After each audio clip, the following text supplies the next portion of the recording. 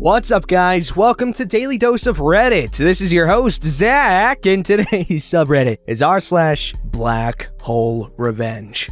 Here are some stories, first one being, "You want to mug me? Enjoy the wheelchair and permanent brain damage." This was dug up by me on Removed It as the original was deleted, so this isn't my story, so yeah, don't blame me if this is fecked up, so anyways, here's the story. Okay, to preface this entire messed up story, this all took place 30 years ago. My memory is not that great, and I might get some things wrong. Also, I go into some graphic details. You have been warned. In 1989, I was a 19-year-old kid living in New York City. I was working as a delivery guy at a dingy hole-in-the-wall pizza place in Hell's Kitchen that's long since gone out of business, and living paycheck to paycheck. I had moved to New York looking for work after my uncle's construction company went under, and had found a tiny crap hole of an apartment, which was the only thing I could afford on the salary I got from the pizza place. The only reasons I took the job was I needed money, and it was extremely close to my apartment, only a short walk down a back alley. Hint, hint,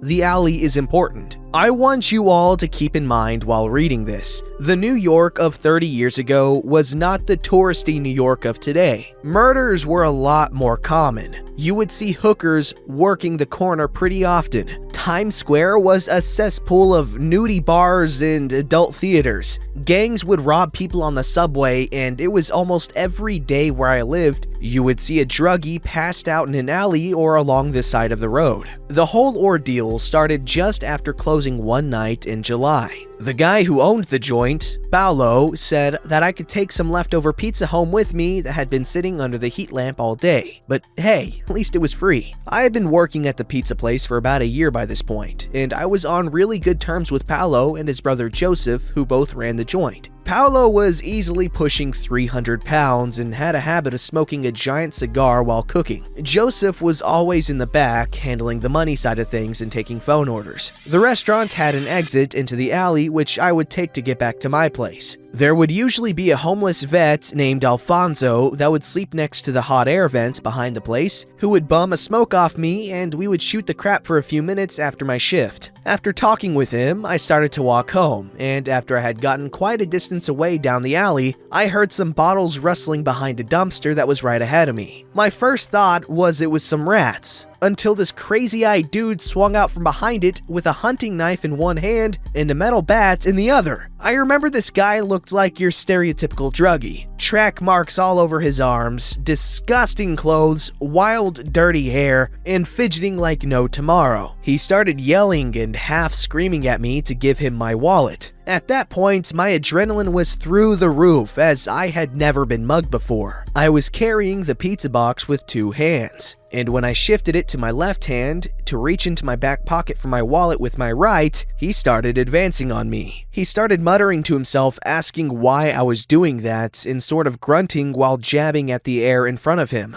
At this point, I know this guy is high off his ass on something or a definite head case. He was really close to me by this point, and before I could take my wallet out, he loaded up his right arm and slashed me across the face with a hunting knife just below my left eye. At first, it didn't really hit me, and I was stunned for a second. It was at that point I started thinking, this is it. I'm gonna die in a freaking alley over the $4 I have in my wallet. That's when I decided to start fighting. If I was going down, I was doing it swinging. I threw the pizza box in his face, which made him step back a little bit, and using both hands, I grabbed the bat out of his left hand that he was still holding. I flipped it around and aimed for the outside of his left knee, which is the one closest to me. It connected, and I heard a snap when it buckled inwards. This brought him to one knee, but he started to get back up again like he couldn't even feel it. I swung as hard as I could and hit the left side of his temple, which made a crunch sound before he crumpled to the concrete. I remember being so incredibly scared, absolutely terrified. I don't remember much after this. Years after this happened, when I went to see a psychiatrist for other reasons, and this was brought up,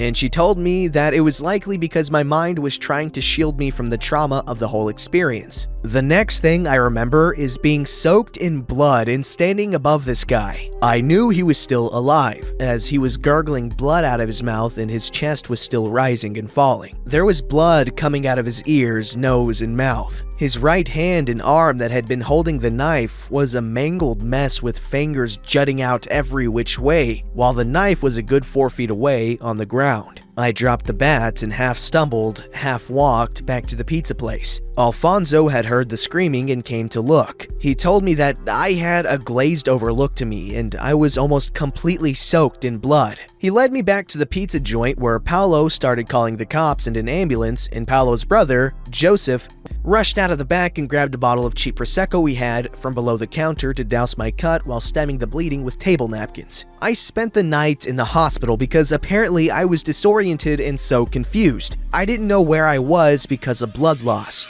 The next day, I was doing better, and there were 2 cops that came to take my statement. After I had told my side of the story, the older looking of the 2 cops said that after 10 years on the job, that guy took the worst beating he'd seen anyone take and survive. The younger looking one started telling me what I had done to the guy, which included severed knee ligaments, broken and dislocated fingers, broken ribs which had punctured a lung, a broken femur, multiple crushed and pulverized bones, a severed spinal cord with a couple broken vertebrae, a burst eardrum, multiple teeth knocked out, completely fractured jaw, a broken nose, a burst eye, a destroyed eye socket, and a completely destroyed cheekbone. He also told me that I had hit his skull so hard, there was spinal fluid leaking out of his ears. They said that they had spoken to Alfonso, Paolo, and Joseph, and they corroborated my story that the back was the junkies and I had most likely acted in self-defense. Although I had no answer to their question of why didn't I stop after he went down besides, I don't know, and I don't remember. After a couple of days, I was discharged, and after just a little while, I was back to working at the pizza place. Although I now had a massive scar running down the side of my face, and Paolo jokingly called me Scarface all the time. Even now, I jokingly say to my wife before sexy time, "Say hello to my little friend," which we still giggle maniacally about together. I was also super jumpy right after the fact whenever I heard bottles clanging together, which unfortunately happened a lot because Joseph used to take the empty Coke bottles to the recycling plant at the end of every week. What made me tell this story here is that recently I thought about how much of the junkie's blood might have gotten in my mouth or in the slash across my face. At the time it happened, the whole HIV/AIDS panic was in full swing, and the guy being a junkie instantly made me realize how much crap I could be in. If I was infected without knowing it, I could have passed it on to my wife or even my children by accident. After quite the panic between me and my wife because of overlooking this, we got the blood results back just a bit ago, and thankfully, I am completely clean. My doctor said that if I was infected back then, symptoms would have likely manifested by now as well. So, there. That is my incredibly long-winded story about one of the scariest events in my life, and the resurgent panic it brought up just a bit ago. I would be happy to answer any questions you have about it, but I'm taking a flight for work in a bit, so you probably won't get a response from me for a few hours. Wow, that was quite the visceral story there. This story's called I'm Fat, Not Weak. I posted this in 2 other revenge subreddits, was told to come here. I would like to start off by saying that when I get angry, I get furious. My sister calls it Hulk mode, where I get huge doses of adrenaline. My rage does not mix well with the fact I don't mind watching people suffer. I'm not saying I'm a bad guy, I help people when I can, but if someone does me or someone I care about wrong, I enjoy their pain with little to no remorse. Anyway, on to the story. I am pretty much the unofficial caretaker of my youngest sister. Let's call her little sister. I am 17 and she is 6, but as her big brother and me looking around early to mid-20s, I'm constantly mistaken as her dad. I always walk her to and from school. Her elementary school is about 3 blocks from the high school. I do schooling online, so there are constantly kids my age walking by our house. Now, I love my little sister more than anything in the world, and am very protective of her. We love playing together and building snowmen in winter. This is exactly when the incident took place. We live in Indiana, so we get some crazy snow. We were building a snow person family while I, the big strong brother, would pretty much stack the snowmen on top of each other while little sister balled them up. I never leave little sister alone outside for more than a few seconds, and always keep an eye on her. We have a fenced-in yard, so it should be fine, right? Keep playing, I'll go get some hot cocoa. Yay! Cue piece of sushi. A kid I knew well, but never had the pleasure of meeting. As I make the hot chocolate, I hear little sister crying. I just figured one of the 4 snowmen fell over or something like that. Little sister, calm down and come here. The hot cocoa is ready. She doesn't come and doesn't stop crying. But then I hear laughing. I step outside, freezing cold with no coat. There were 3 kids, all around my age. We will call the one I knew from school Craphead 1. The others will be Craphead 2 and 3. The snowmen were destroyed, sticks and scarves thrown everywhere, but that wasn't important. Well, if it isn't Humpty Dumpty, is this your dad? Little sister doesn't answer, and I guess Craphead 1 doesn't like that. He slaps and pushes my little sister down with a strike to the face. Her nose all red, she falls and hits her head on the sidewalk and starts screaming, blood coming from the back of her head. At first, my heart stopped. My first thought and biggest fear was brain damage. I rushed over to little sister and tried to pick her up and take her inside and call an ambulance. Crapheads 1, 2, and 3 had walked up behind me without me noticing. I was too distracted. As I started to lift her, Craphead 2 grabbed my arms, causing me to drop little sister, luckily into the soft snow this time. Let go of me, you mother lover! She's hurt! As Craphead 2 held me, Craphead 3 picked up a pile of snow and just piled it on my little sister's face. By now, little sister wasn't screaming. It was a weak whimper, and I was so scared she was going to die. Black. Most people say they see red or time slows, but not me. I knew exactly what I was doing, but it was like I was watching it on TV. I bit Craphead 2 on the thumb, drawing blood. He yells as he lets go and jumps back. I lunge forward. Now, I'm fat. I'm 6 foot on the dot and about 330 pounds. But I also have been playing football my whole life and knew how to use my size. I slam into Craphead 3 as hard as I could, taking him to the ground. I was on top of him and bringing the hammer down. I don't really know how many times I hit him, but he lost teeth, shattered his nose, and lost eyesight in one eye. My knuckles were shredded raw, but I had so much adrenaline in me I didn't feel it. In fact, the only reason I stopped was because I heard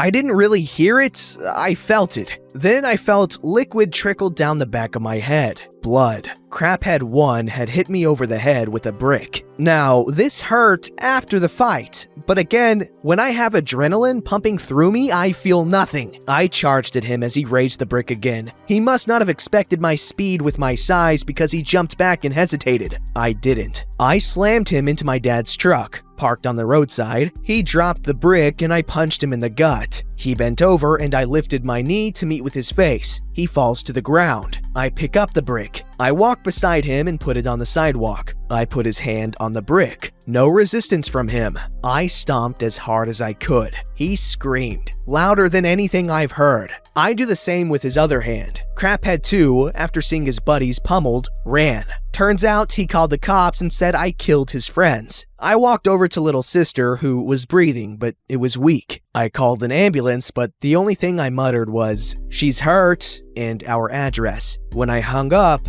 I passed out. I woke up handcuffed to a hospital bed, not knowing what happened. Apparently, I broke multiple bones in my hands and needed stitches on the back of my head. My little sister was fine. She had just lost a lot of blood. Crapheads 1, 2, and 3, not so lucky. The only thing I did to Craphead 2 was bite his thumb. I guess I didn't know that I almost bit his thumb off. Craphead 1 had serious hand injuries, needing multiple surgeries on each hand. I later found out that he lost 3 fingers and can't use his right hand. But Craphead 3 got the worst of it. He lost his sense of smell, lost eyesight in one eye, bit a hole in his tongue, fractured his jaw, lost multiple teeth, fractured his skull, and had major swelling on the brain, in which he barely survived by the skin of his teeth, or at least the ones he has left. After a bit, a nurse came and checked on me, saw I was awake, and went to get a cop. The cop came in and asked me a bunch of questions, and I told the truth. I don't know. It was black. He then uncuffed me from the bed and said that they watched our security cameras and, while a bit excessive, I acted in defense of myself and others. Some might ask how I can describe the fight so well if it was all black, unreal, like watching TV. Another good question would be about the beginning where I said I enjoyed others suffering, if they deserved it. To answer both of those questions, I have the security recording. The police took the footage from the monitor, but the camera also gets sent to our phones. I love watching it. I've probably watched it 1,000,000 times. I only have 2 regrets about the whole ordeal. I let Craphead 2 get away with only a small injury. My last regret? I don't think they suffered enough. The footage showed that the fight lasted less than 1.5 minutes. I wish it would have been hours. Oh, the wonders of the sympathetic nervous system. I don't have much to say other than that this guy did what I'm sure